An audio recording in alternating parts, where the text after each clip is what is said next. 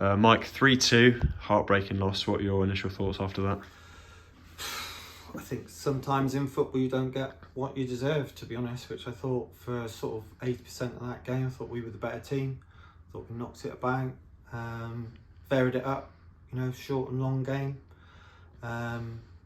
Thought chances wise, we had, up to sort of the last sort of 10-15 minutes, thought we had the better chances. Possibly should have been 2-0 up, 3-0 up after sort of half an hour.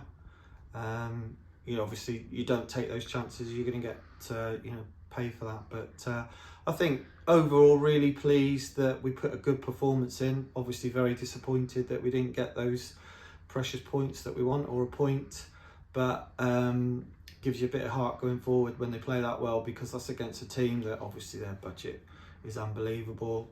It's a big club, and their aim is to get up and out of that league. So our aim at the moment is to survive and make us competitive, so try and stay in the league. So when you give them a game like we did today, quite proud of them, but it's disappointing not to get a point, really.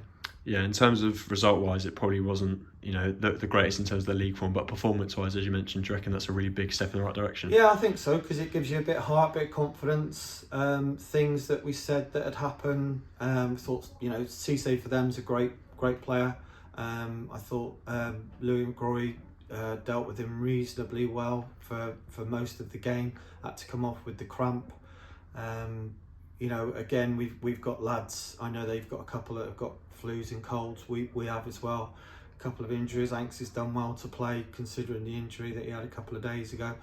So we don't feel that we could go into that change room after the game and be angry and annoyed with players' performances, because we think performance was there. It was a decent performance. I think if they play like that most weeks, they'll win more than they lose, I think. So you've got to hold on to those sort of things, and it's pleasing to get Brandon back as well. That the hamstring seems to have healed itself a little bit more as well, so we give him a few more minutes.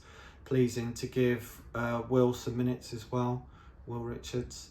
And so we have got quite a few positives out today, but like we said, it's disappointing to lose the game. Yeah. At what point do you sort of think that the game got away from you, because you were winning 2-1 and then they seemed to just just really be determined and switch on? Yeah, I think the colds and the flus caught up with maybe 2 or 3. We couldn't make the changes. We really wanted to keep Anksy on, but Anksy was struggling with his foot, and then we thought, well, we'll go for a bit of legs in there as well, so that's why we put Joey P in there.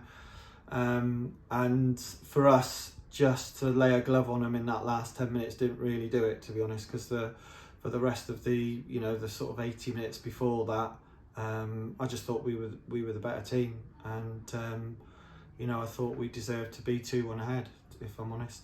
So but we'll get our heads up and hopefully put that right next week. Yeah, just quickly wanted to ask you as well on Harry Pinchard's goal. It seems like one that's been a long time coming. Obviously, it would have been better if it came in a win, but that was a superb goal, wasn't it? Yeah, it was, and we're pleased for him as well. Obviously against his ex-club as well. But I just think we had a chat with him on the coach the other day at the game, and we just said all you're lacking really is a few goals.